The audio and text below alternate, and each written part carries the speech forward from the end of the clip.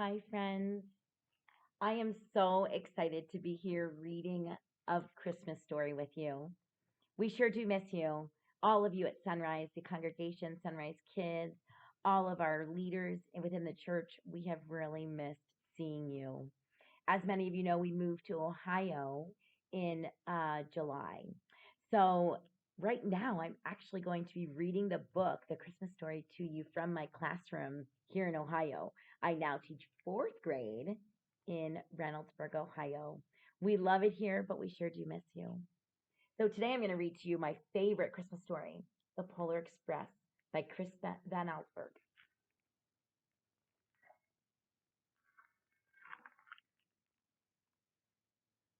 On Christmas Eve, many years ago, I lay quietly in my bed. I did not rustle the sheets. I breathed slowly and silently. I was listening for a sound a friend told me I would never hear, the ringing bell of Santa's sleigh. There is no Santa, my friend had insisted, but I knew he was wrong. Late that night, I did hear sounds, though not of ringing bells. From outside came the sound of hissing steam and squeaking metal.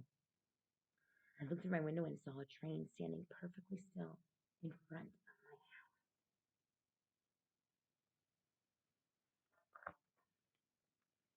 It was wrapped in an apron of steam. Snowflakes fell lightly around it. A conductor stood at the front door of one of the cars. He took a large pocket watch from his vest. Then I looked up at my window. I put on my slippers and robe. I tiptoed downstairs and out the door. All aboard! The conductor cried out. I ran up to him. Well, he said, are you coming? Where? I asked. Why, to the North Pole, of course. This is the Polar Express. I took his outstretched hand and he pulled me aboard.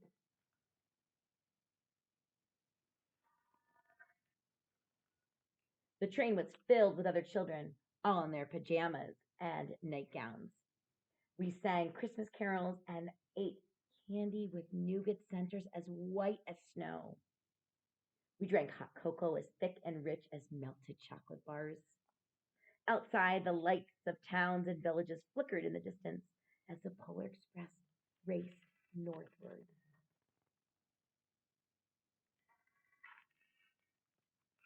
Soon, there were no more lights to be seen.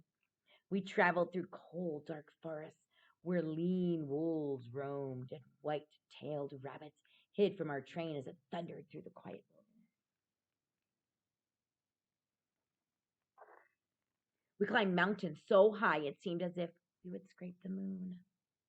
But the Polar Express never slowed down. Faster and faster we ran along, rolling over peaks and through valleys like a car on a roller coaster.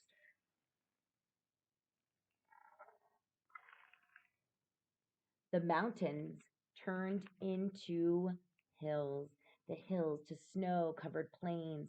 We crossed a barren desert of ice, great polar ice cap.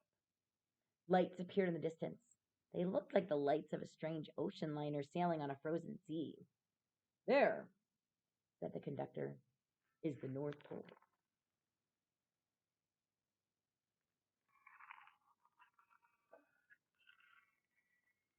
The North Pole was a huge city standing at the top of the world, filled with factories where every Christmas toy was made. At first, we saw no elves.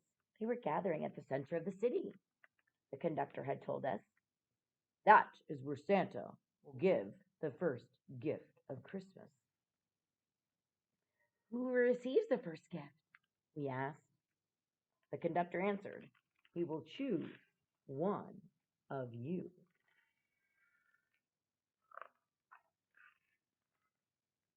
Look, shouted one of the children. The elves! Outside, we saw hundreds of elves. As our train drew closer to the center of the North Pole, we slowed to a crawl. So crowded were the streets with Santa's helpers. When the Polar Express could go no further, we stopped and the conductor let us out. We passed through the crowd to the edge of the large open circle. In front of us stood Santa's sleigh. The reindeer were excited. They pranced and paced, ringing the silver sleigh bells that hung from their harnesses. It was a magical sound like nothing I'd ever heard. Across the circle, the elves moved apart and Santa Claus appeared. The elves cheered wildly. He marched over to us and, pointing to me, said, "Let's have this fellow right here." He jumped into his sleigh. The conductor handed me up. I sat on Santa's knee and asked, "Now," and he asked, "Now, what would you like for Christmas?"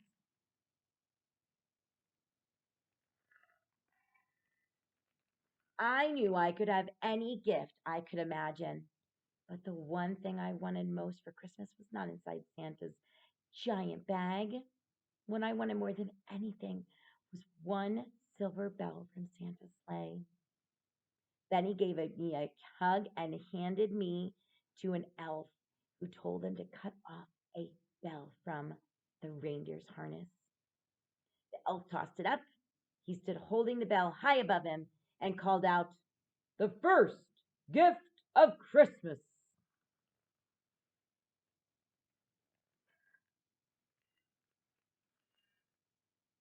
A clock struck midnight as the elves roared their approval. Santa handed the bell to me and I put it in my bathrobe pocket. The conductor helped me down from the sleigh. Santa shouted out the reindeers' names and cracked the whip. His team charged forward and climbed into the air. Santa circled once above us and then disappeared into the cold, dark polar sky.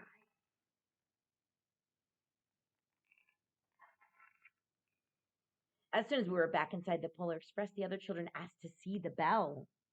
I reached into my pocket, but the only thing I felt was a hole. I had lost the silver bell from Santa's sleigh. "Let's hurry outside and see if we can find it," said one of the children.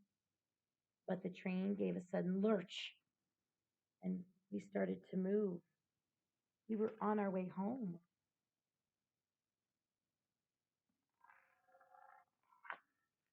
It broke my heart to lose the bell. When the train reached my house, I sadly left the other children. I stood at my doorway and waved goodbye. The conductor said something from the moving train, but I couldn't hear him. "What?" I yelled out. He cupped his hands around his mouth. "Merry Christmas!" he shouted.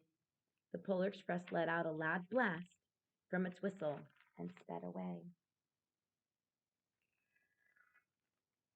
On Christmas morning, my little sister Sarah and I opened our presents. When it looked as if everything had been unwrapped, Sarah found one last small box behind the tree. It had my name on it. Inside was the silver bell. There was a note. "Found this on the seat of my sleigh. To fix that hole in your pocket. Signed, Mr. C." I took the bell. It made the most beautiful sound my sister and I had ever heard. But my mother said, "Oh, that's too bad." "Yes," said my father, "it's broken." When I chickened the bell, my parents had not heard a sound. At one point in time, most of my friends could hear the bell, but years had passed and it fell silent for all of them. Even Sarah found one Christmas that she could no longer hear its sweet sound. Though I've grown old, the bell still rings for me as it does for all those who truly believe. Merry Christmas, Sunrise Kids. We miss you. We love you. Have a blessed holiday season. And remember to keep Jesus in your heart because he is the reason for the season.